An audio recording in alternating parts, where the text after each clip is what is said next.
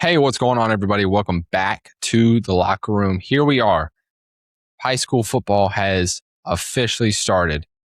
Thank the heavens. It's been a long time waiting, but we are officially back with high school football. Week 1 is over and week 2 is right around the corner. It is actually today, if you are watching this on Thursday when this episode will come out. Got a great episode planned for you guys today. But before we get to any of that, just some quick programming notes I wanted to go over real quick. First being just a little quick shout out to some Man Cave Media stuff that we're doing. Monday Night Film Room did it on Tuesday night this week just because some games got pushed to Monday night, including Southwest football, which we'll hit in a second. But Monday Night Film Room, me, Dave Miller, Bob Warlick, and most recently has been Bob Eason. But us four have been covering previews and reviews of high school football over the last couple of weeks. And we'll be going all season long live from Bubba's 33s, the restaurant in Jacksonville, from 7 p.m. There really is no designated end time. We think it's going to be about an hour each show. So if you are free, come join us in person for a great dinner at Bubba's. You can listen to us talk about some high school football, and it'll especially get good here when Monday Night Football for the NFL starts. And you get to pregame for that. You get to watch us before the actual game starts. So Monday Night Film Room live on Monday nights at 7 p.m. on Man Cave Media's YouTube and Facebook pages. Link to his stuff will be all down below, so that way you'll never miss that. Continuing on with Man Cave Media Radio, by the way, we are officially one game in to the Stallions football season. We did it on Monday night. That was what I was talking about earlier, where we had to push Monday Night Film Room back to Tuesday. Stallions took on Richlands this past Monday night, and we will be covering all the Stallion games throughout all season long. So you can catch me, Chris Miller, on the headsets live on Man Cave Media Radio all throughout Southwest season. We bring you all the action. It was a fun time on Monday night, and I cannot wait for tomorrow. As long as Mother Nature holds, Southwest hosts their home opener against North Raleigh Christian Academy. So we will be on the call for that first home game of the Stallion season. So please be on the lookout for that. If you are unsure of how to find us on the radio, it's this simple. I'm going to tell you right now. You will type in Man Cave Media, all one word, no capitalization, NC.com. That's mancavemedia.nc.com. All together, no capitalization. And that will bring you up to the Man Cave Media website, and you'll see right there, it'll say, click here to listen to Southwest Stallion football. You just click that, and you will be able to hear us right away. We do our pregame show 15 minutes before kickoff, halftime show, as well as a postgame show. So be sure to tune into that all season long, as we cannot wait to bring you Southwest football action.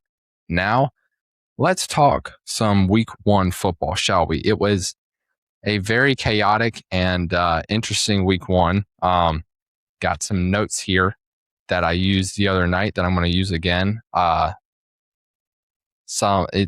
biggest thing was Mother Nature really left its mark. Had some games play on Thursday, had some games pushed back to Saturday, and even had some games played on Monday. The biggest thing was I don't think there were any area teams that played on Friday night.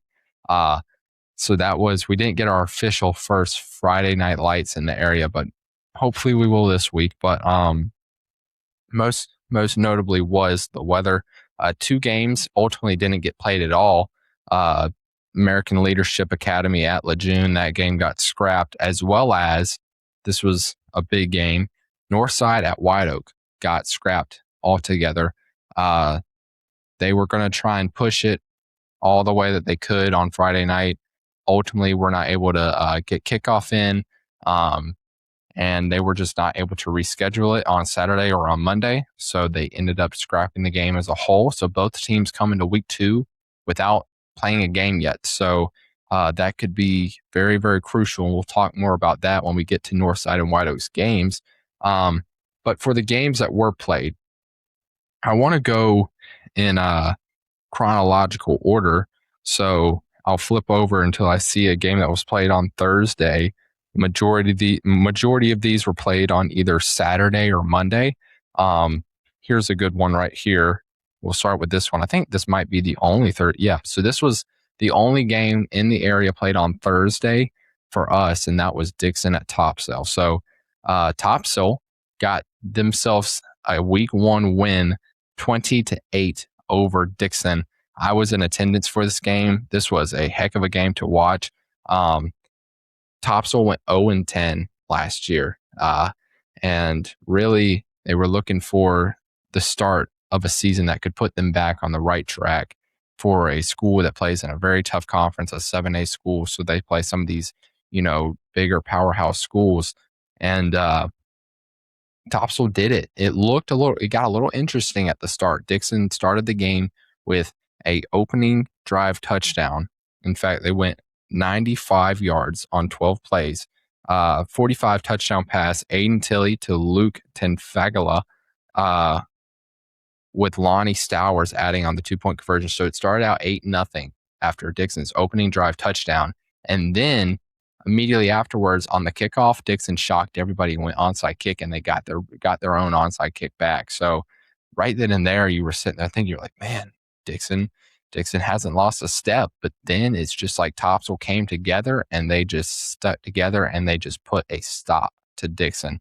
And they never looked back from there. And Kyle Albert, remember that name, freshman running back for Topsail, scored 3 touchdowns while adding 152 yards on the ground, carried the ball 23 times. Was amazing to see this kid run the football. Crowd was amazing. Thursday night action down at Topsail was such a fun game, and a really feel-good start for Topsail to start their season off with a win over a heated rivalry style game, a heated rival team in Dixon. So good for Topsail getting the win to start the season. Topsail, their week upcoming, they host, but they have a little bit of a tougher opponent coming to town.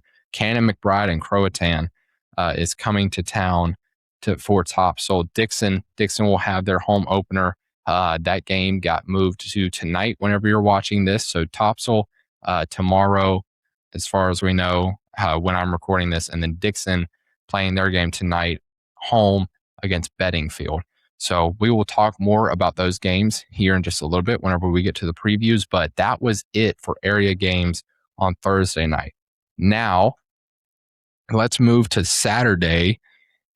And if we go in chronological order, the first game in the area that kicked off on Saturday would have been Jacksonville at West Carteret. So Jacksonville got a big, dominant 49-0 win to start the season out. One of the things that we were talking about on Monday Night Film Room, and of course, the guys, my fellow co-hosts, Dave Miller and Bob Warlick, called this game, and of course, they see a lot more Jacksonville football than I do, and with their eyes, that is, and they were talking about over the past, West Carteret being such a tough place to play, especially for Jacksonville. So it was good for Jacksonville to be able to go down to West Carteret and just get a total one-sided victory. Defense looked great. Offense put up a lot of points. In fact, I've got some stats right here.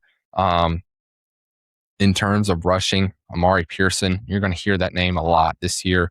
Already got an offer from ECU's, the main back there for Jacksonville. Had 88 on the ground, scored twice, as well as Josiah Benton. I believe Jacksonville played 2 different quarterbacks during the game. They had Josiah Benton, and then Isaiah Hillary was the other quarterback that they played. Benton had 2 rushing touchdowns, and then Hillary had 1 rushing touchdown. So they were able to score a lot. I think they worked in a lot of different guys in this game.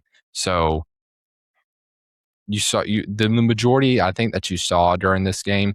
You're not going to get a clear cut answer of who like their main guys. I mean, some of the obvious main guys who are going to play a majority of the reps this season, but especially for Jacksonville, I think they're working through kind of deciding who they're ultimately going to the quarterback, who's that going to ultimately be.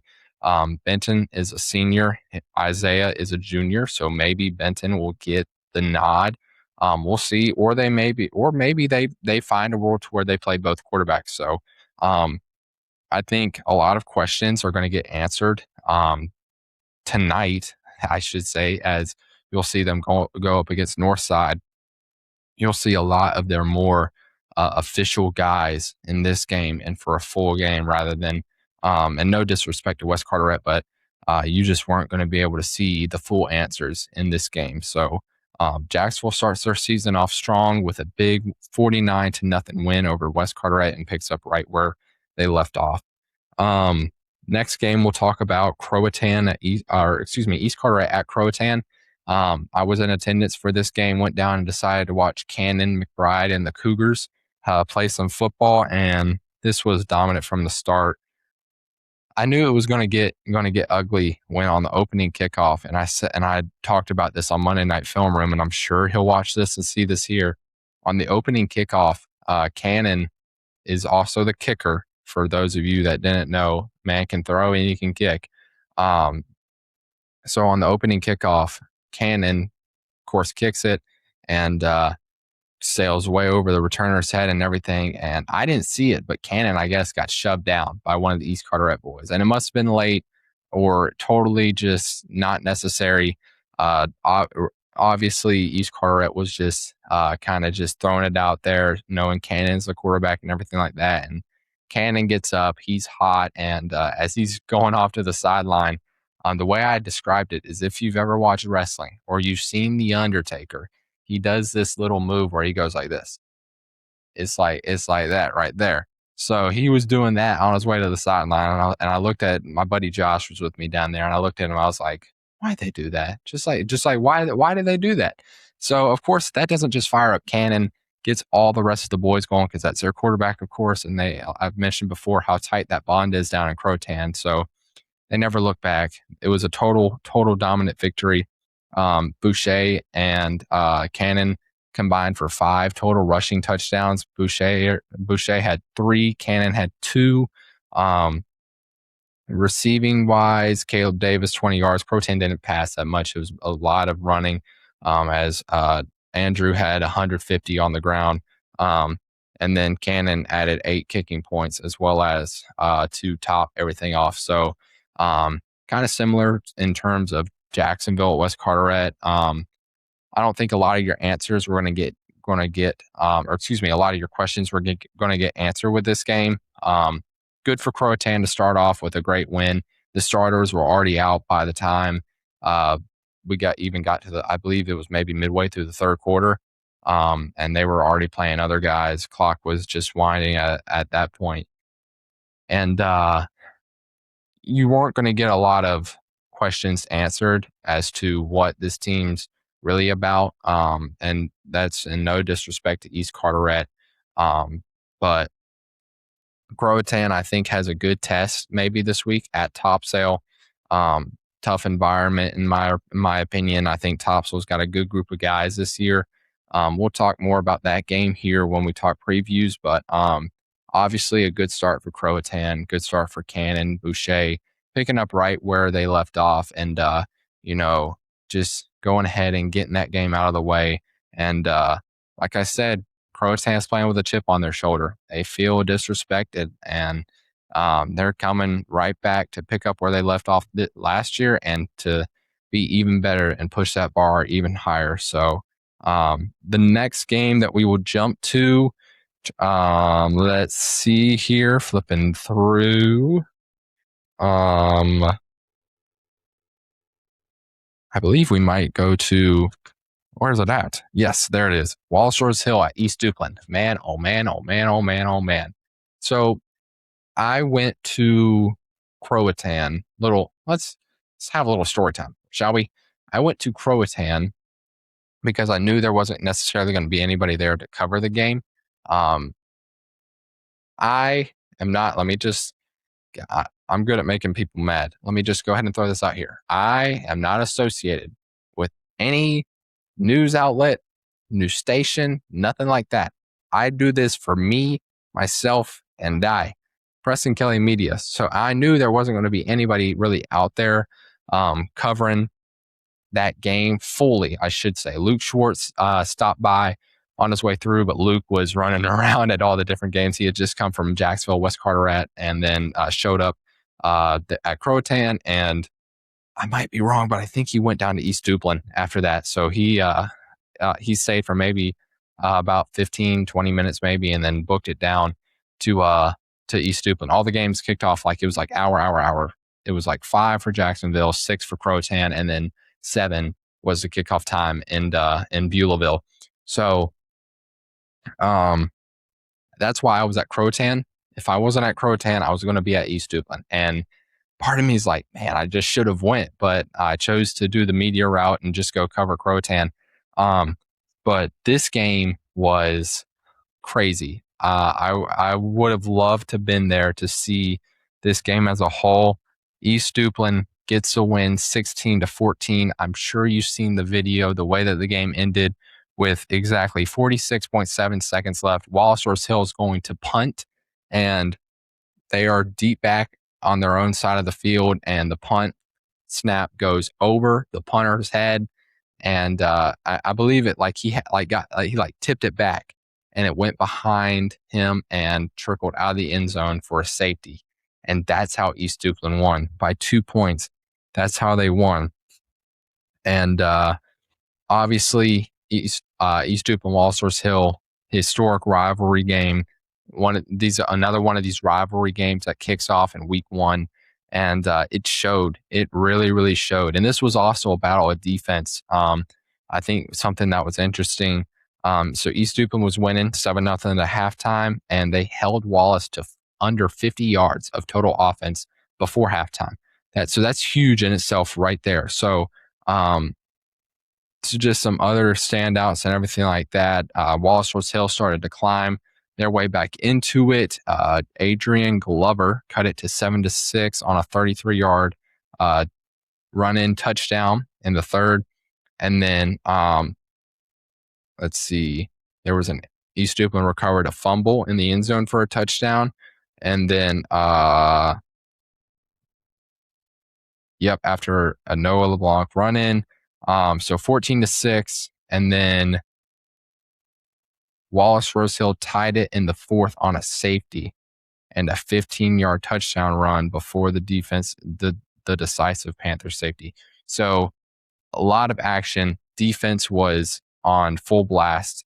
Noah LeBlanc had 18 tackles in this game. 3 of those were TFLs, 1 being a sack. Total defensive standout. I think you got a great look at both of these teams. Like, these are why I love these kind of matchups early, especially playing in teams that are in your area. It doesn't even have to be a team that's in your conference, but a team that's in your area and you're going to get a good test out of. You really learn a lot from these games. And that's why I love for sure that East Duplin, Wallace Hill, obviously it's a rivalry, but you get to learn a lot about these two teams already in week 1. And I think both teams are set to have two good seasons. If that's the level of competition that they're going to be playing with the whole entire way, for sure. I think both teams had a lot of positives to build on from the game. And it was, I tell you what, I was real upset sitting at home knowing that I missed out on seeing that game with my eyes. So that was frustrating for sure. Let's give a shout out to Swansboro at South Columbus. Swansboro drove every bit of 3 hours, took a bus ride on a Monday night, first day of school here in Onslow County, drove a bus 3 hours to South Columbus and still got the win. 23-18 is your final. Swansboro, I think, was winning for the majority of the game up until South Columbus. They scored 2 touchdowns in 4 minutes that gave them a lead of 18-16. We were following along this game while in the booth, calling the game and everything like that. And then here's where it gets crazy. Beasley broke off a 78 touchdown. Cameron Nelson, 18-yard field goal. And then Anthony Anderson's touchdown gave the Pirates 16-16 or 16-6 lead entering the fourth. And then they scored a touchdown with 41 seconds left. I mentioned that South Columbus got the lead 18-16. Carmelo Beasley, with 41 seconds left, scores a 10-yard touchdown to give Swansboro the 23-18 lead, or the 23-18 win. So again, game played on Monday night. Swansboro drove 3 hours to play that game at South Columbus, and good for Carmelo Beasley, good for Coach Beasley.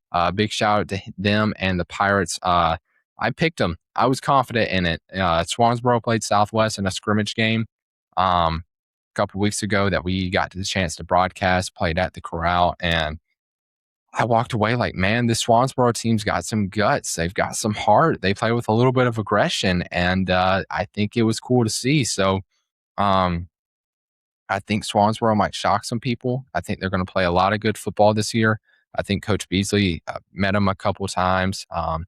Great guy, great coach from what it seems like. Carmelo's obviously a stud. He's been on this show before. So great for Swansboro starting out the year with a win. They get to go to Pamlico now this week and go up against the 1-0 Hurricanes. But I'm so happy for Swansboro, so happy for them to go because I don't think anybody believed in them. For them to have to drive 3 hours and try and play and probably what was wet field conditions and everything, nobody gave them a chance. But they went out there and proved themselves out at South Columbus and started out the year 1-0. So good for them. Okay, last game that we have to talk about, and the game I'm dreading the most to talk about, Southwest and Richlands. You know me, I'm the Southwest grad. It's pretty much engraved in me that you hate blue and yellow, but bias aside, what a game. What a game. Now, don't get me wrong. It was a little sloppy, all right? But it had rained that afternoon. We didn't know if the game was being decided on, if it was going to get pushed back or not. Ended up still kicking off at 7:30, and Southwest was in the driver's seat. They were winning for pretty much all of this game, all the way through the third quarter. Kind of controlled the first half very well.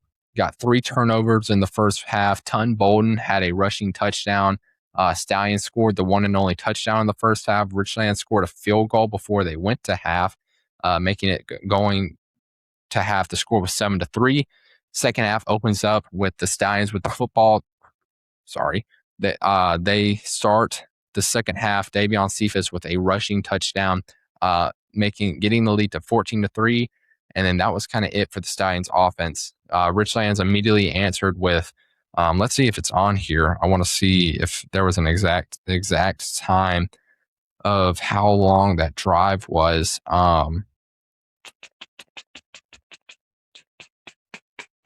It's not, but I believe both teams maybe had like one possession each. Maybe Southwest had 2 in the third quarter, but Richlands definitely had 1. I want to say they had like maybe a 7 or 8 minute drive. Richlands did after the Southwest opening up touchdown. They went down the field, drove in, got a touchdown, went for 2, didn't get it. Maybe they kicked a field goal. I don't know, but it was 14-9. And then it was just kind of back and forth for a little bit. And then finally, with 2.5 minutes left, some penalties really hurt the Stallions, and I believe it was 4th and 4 with 2 minutes and 2.5 minutes left. The quarterback, what's his name? Have it on here. I believe it was Chase Bootwell, if I remember that correctly. And then Riley Bath, I think maybe was the name. I'm so sorry if I'm getting these names wrong. Just trying to remember off the top of my head these names of the two guys that had to play at the end of the game. Yep. So, excuse me, Bailey Rath took like a shovel pitch behind him. He lined up in the backfield. So Bailey Rath took the pass, rolled out right, looked like he was going to throw towards the right side. And then the quarterback, Chase Bootwell, did a little wheel route and just ran up the other side of the sideline where basically no one was. And Bailey, after 5 seconds, had an enormous amount of time to pass. So credit the Wildcat O-line. Zips one pretty much kind of across his body to the back pylon, or it really was the front pylon, but it's an over-the-shoulder catch for Bootwell right here. And he catches it and he runs into the end zone for a touchdown that would ultimately win them the game. And man, it's like I was left speechless up in the booth. I legitimately was like, it was fine calling the game up. Like I was, okay, let's not get wrong. I was obviously upset, but it was so crazy what I had just witnessed. Like I had to sit there. I'm sitting there trying to wrap up and tell people, don't go anywhere. Here comes the such and such post game show. Da da da da da. And I'm like, the post game. Like I'm literally sitting there like stuttering, and Steve's like, get it together. And I'm like, I was speechless. I was literally so speechless. Like it was just such a crazy game. Both teams played their hearts out. They left it all on the field. And bias aside, it was a good game to watch, I believe, for both teams. I think both teams they should leave that game with a lot of positives. You know, obviously Southwest, that's a gut punching loss. The Monkeys now kind of been put on their back, as I've said, you know, even though the past one was, the last 30 something years, 34, I think the number is, of Southwest beating Richland straight. Now Richlands has beat Southwest 5 straight years. And now that Monkeys kind of been put onto their back. And, it's the rivalry's great. It's always been there. It's been there for the last 40 something years. And, just another classic ending to a Southwest and Richlands game. Obviously not a great way to start the season for Southwest, but what I told some of the guys is, man, y'all had so many positives to take from that game. It may not look like it now, but if you play with that much, heart, and just leave it out on the field like that every single week and every single time, you're going to be just fine. You're going to be just fine. And same thing for Richlands. Like there were when I tell you there were so many times that team could have laid down and gave up. Oh my gosh. Losing 3 fumbles in the first half. They fumbled the ball 6 times in total, losing 3 of those, only scoring 3 points through pretty much the first 2.5 quarters.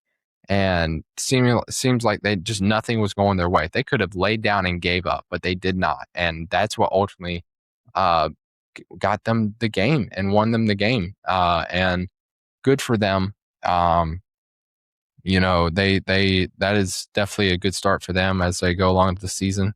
And they get to take on White Oak tonight as well. That game's happening tonight. White Oak at Richlands. Southwest, as long as much Mother Nature holds, and this game could have been updated by the time this episode comes out, but tomorrow they are scheduled to host their home opener against North Raleigh Christian. So let's talk about some of these week 2 previews, shall we? We'll save our game of the week for the end, and I don't even think I've mentioned so far yet what kind of show host am I. Game of the week, of course, is Northside at Jacksonville.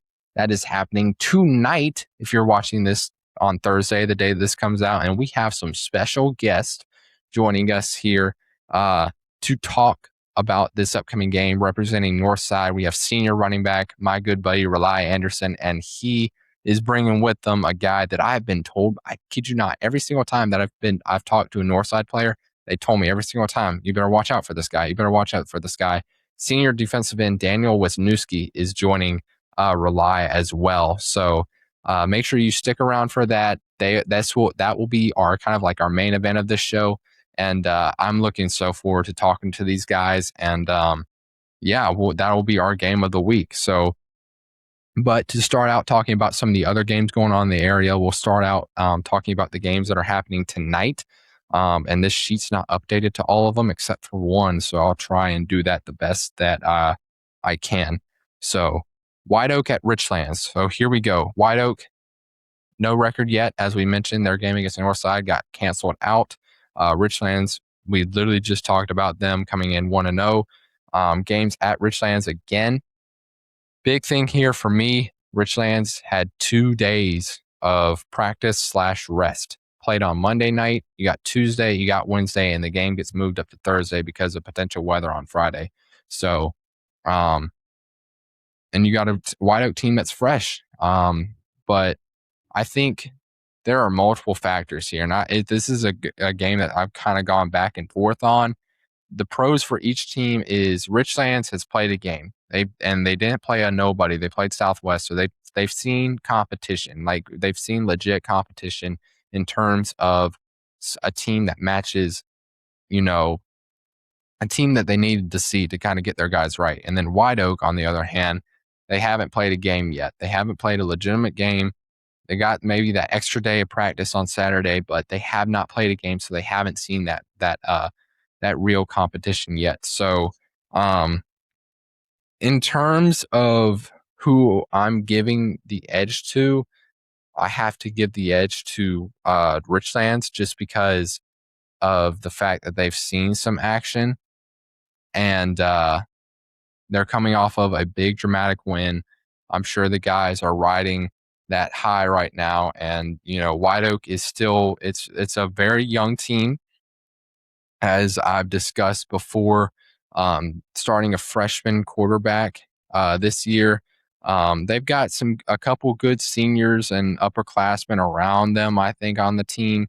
But it's hard to say anything about this White Oak team because you just haven't seen them yet. And I think that this is in the same way of the Richland Southwest game. I think this is a perfect first game for White Oak.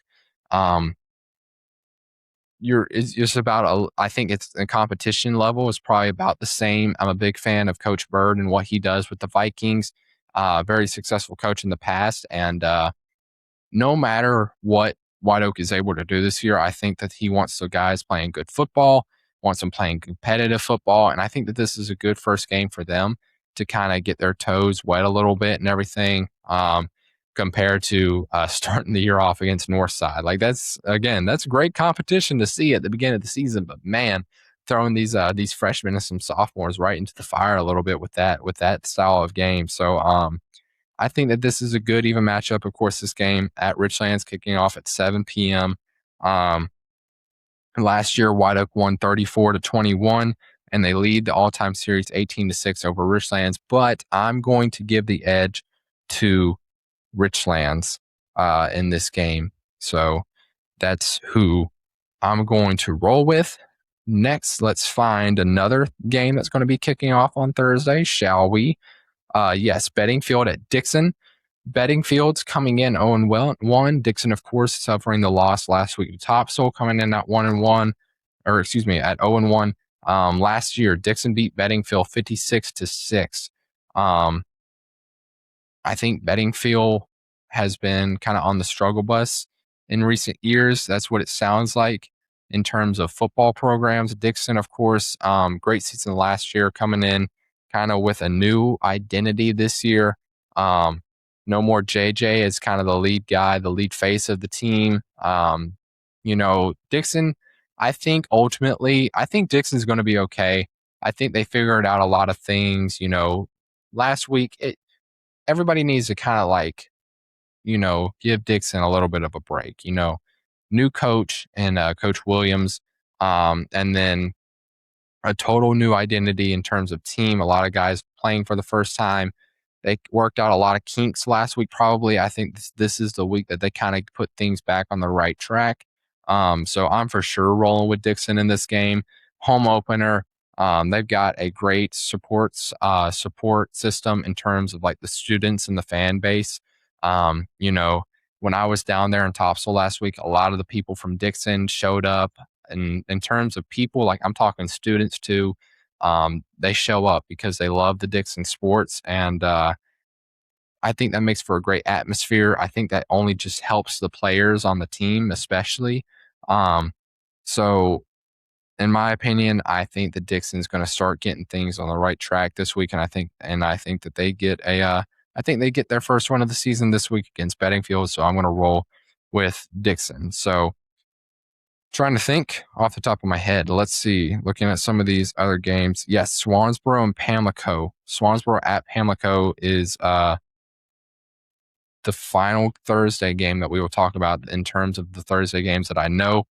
Swansboro and Pamlico both are coming into this game with a 1-0 record. We just obviously talked about Swansboro's dramatic win over South Columbus last year. So big thing now is Swansboro's got a chance to go 2-0. Pamlico had a 34-26 at Kip Pride. That was the school that they beat in week 1. So interesting game here. Swansboro gets a chance to go 2-0. I'm definitely rolling with Swansboro in this game. I've gotten to see a little bit about Pamlico, and I apologize for not knowing the most about Pamlico.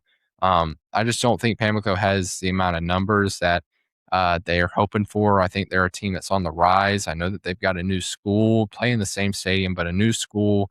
From what I hear, Pamlico's got a great coach. They got a great system down there, but just don't have the numbers in terms of especially for football. And I think that this Swansboro team's got a great group, great coaching staff, and I think the Swansboro's team's kind of ready to start rolling a little bit. And I'm definitely giving them the edge in this game, and I'm picking Swansboro to get a 2-0 season start and get a win over Pamlico. So let's go back to Southwest. Actually, that's where I want to go back to. Shocker, right? I know. So Southwest hosting North Raleigh Christian supposedly tomorrow night. I've heard supposedly if it gets pushed back, it might get played on Saturday. So we'll see more information. Like I said, I'm going based off what I know for right now as I'm recording this. Information could have definitely changed, but Southwest looking to get right back on the right track. Already played this week, playing on Monday. I think it was great. One of the things I didn't mention, but even though you took such a gut-wrenching loss on Monday, it's not like you played on Friday, so you don't have to sit with that throughout the weekend. You play on Monday, and you get to come right back the next day and practice and kind of get things right. And I think especially with Coach Garvey and the rest of that coaching staff, I think that's exactly what they did. Home opener for Southwest against this North Raleigh Christian team. Obviously, don't know too much about them. This is a team that's coming down 2 hours to play against Southwest. And just to tell you a little bit about this team, the quarterback for North Raleigh, Eli Johnston, completed 8 of 12 passes for 270 yards and 4 touchdowns in a 33-13 win over Wake Prep. And I know a lot of people are going to sit here and kind of, those numbers can be scary. I fully understand that. But until I see this team with my own eyes, from what I heard, I think people say that this Southwest team can beat this team. So, of course, I'm going to roll with my Stallions. 10 Bolden coming off of a great week, 19 carries, 110 yards, and a rushing touchdown. Really is the main focal point of this offense. I think they found a lot of stuff about them week 1. I think a lot of the guys are doing well. They're not, so much negative about the team. Whereas, and this is no disrespect to these guys last year, but I think some of the guys last year on last year's team, that Richlands game kind of made or broke their season. This year, they understand that, yes, even though Richlands is a big game for us, it's an impactful game. This doesn't make or break our season. So we can still go 9-1 for here is the best way to put it.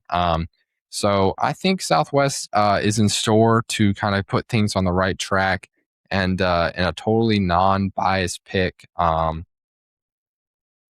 rolling with Southwest, and I for sure think that this is a team that's going to get things right back on the right track if they continue to play good football like they did on Monday night, with that much heart and that much integrity. I think that they can have some good things in store for the season. So I'm going to roll with Southwest. I'm going to do it. Okay, Croatan at Topsail. I'm excited for this game, actually. Obviously, I watched both of these teams play. Um, I think a lot of people are still disrespecting Topsail. I'm not saying Topsail is like the best team out there by no means or anything like that. Um, but I do think Tops was better than a lot of people are kind of giving them credit for. And, I think that they have a chance to kind of make this a competitive game. And I would love to see Topsail and Croatan have a competitive game here. This game's supposed to take place tomorrow night.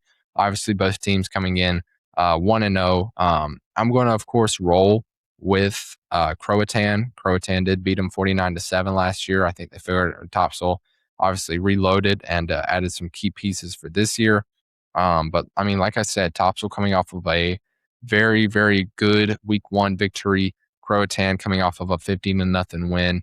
I think that you're going to figure out a lot of stuff about both of these schools in this game. And I'm intrigued to see how this game goes. I'm going to roll with Croatan. But I would love to see Tops will make this a competitive game, and for sure, I don't want to see anything like a 49-7 Croatan win like they had last year. So going with Croatan, but I think it's going to be a much more competitive game than what people think. So let me make sure that no, that doesn't wrap up all the ones. Where is it at? What in the world? Okay, yeah, here we go. Um, East Duplin at Princeton. So this game, I think is going to another good game. East Duplin obviously coming in 1-0. We discussed that game. Princeton also 1-0. Man, if East Duplin's got to play as good, not if not better defense that they played last week against Wallace in this game. Reason being, Teo McFadder, running back for Princeton. Are you ready for these numbers? 298 and scored 4 total touchdowns in Princeton's week 1 victory. Those numbers again, 298 with 4 total touchdowns. That is absolutely getting it done. Princeton, of course, got a 34-9 week 1 victory over Aiden Grifton. I'm really interested to see how this game goes too. Obviously, East Duplin, big conference opponent, and then or conference opponent, yeah, for some teams down here. And then Princeton, relatively known as a successful football program over the last 4 years, went 7-5 last year. This game's got a chance to be intriguing, and I really think if East Duplin doesn't play as good of defense as they did last week against Walsall's Hill, they could get beat here. But what I do know is Battle Holly's still the coach for East Duplin, and that man does a phenomenal job at preparing his teams for all the competition. He hasn't prepared for anything. So with that being said, I'm going to roll with East Duplin and have them getting a victory over Princeton. So, but that game, I can't wait to see how that game goes. So, okay, that officially does it. But I do want to say also too, while I'm sitting here, I'm going to do this, shout them out a little bit, because I told y'all, man, about this kid right here, from New Bern, and even though his games aren't included on that sheet, I'm going to go ahead and shout him out. Carvin Magwood, New Bern running back. If you watch my top 10 teams entering the season, which I hope you did. If not, please go back and watch that video and see. I told you guys that I thought Carvin Magwood was in for a fantastic season. I said 1,500 yards plus 20, 30 touchdowns. It's It's in it's in him. This past week, New Bern hosted New Hanover, got a 48-9 win over New Hanover, and Carbon had on 17 carries, 264 yards and 2 touchdowns. And when he sent me the stats, and I was like, dude, like I told people to like look out for him, and like I'm telling you, that kid is he is special. A lot of great performances. I just wanted to be sure to give him a shout out. Those other Cal Albert topsoil scoring 3 touchdowns and 150 on the yard. We just talked about the Princeton running back that rushed for 300 yards and 4 touchdowns.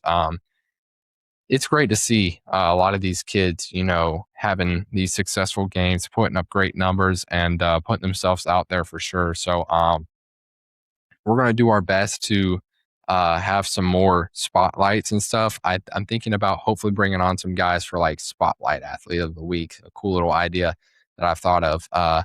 So wanted to be sure to give him a shout out, but that's going to do it for our paper previews. Now it's time for our marquee matchup of the week. So that's going to do it for me here solo. Now let's transition over to our next segment where we cover our game of the week, Northside at Jacksonville. All right, guys. So game of the week is none other than Northside and Jacksonville. First of all, let me sincerely apologize. We were supposed to have Rely Anderson in this spot, but due to the game getting moved up to not only getting moved up to Thursday night, we were planning to record this show on Wednesday, regardless, just in regards of Southwest having a game Monday night, film room taking place on Tuesday night. Didn't have a lot of time to work with, but I wanted to be sure you guys got an episode.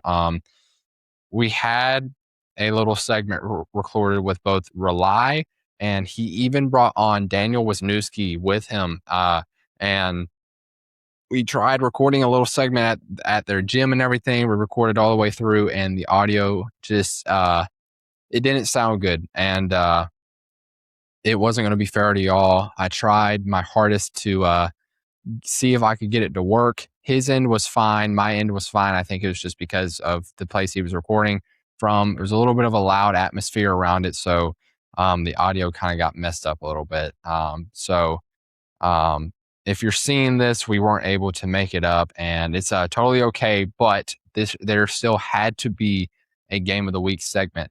And of course, with a game as big of Northside at Jacksonville, with this early on to the season, week 2, and we're already getting this game right here. This is 2 teams that went to the East Regional Final, Northside 5A, Jacksonville 6A. Both teams went 12-1 last year. This is arguably the biggest game of the season, but it's happening in week 2, so we get it early. It's happening tonight. If you're watching this on Thursday, had to, of course, get moved up due to the incoming weather and Mother Nature. So I will see you there tonight if you're going to the game tonight. If you see me, come say hi, come say what's up. It's cool seeing you guys, and I appreciate all the support and everything.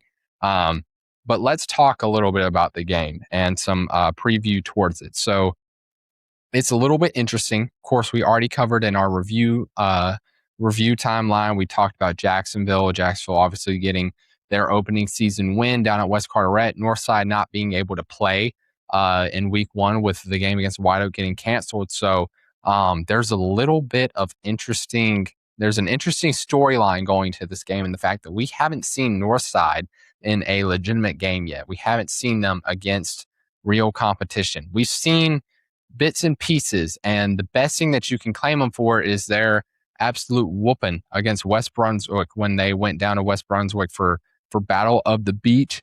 They performed great there, but this is a true test at the beginning of the season now against Jacksonville, against a team like Jacksonville.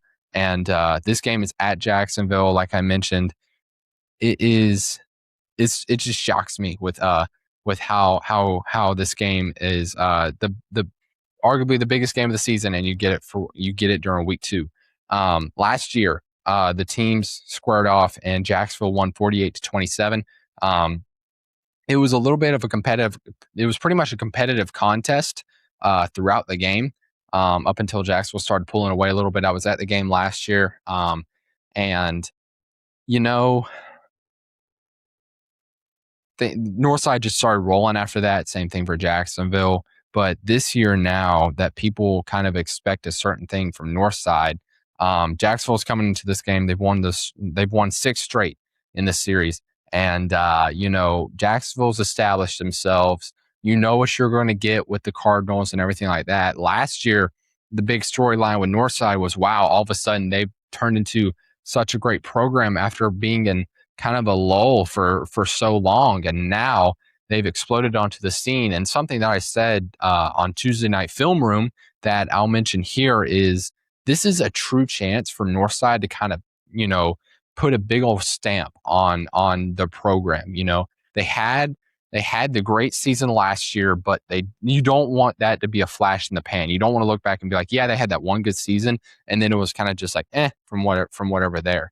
They're pretty much returning everybody from that team last year, everything like that. And I think the big thing was last year, they caught a lot of people off guard.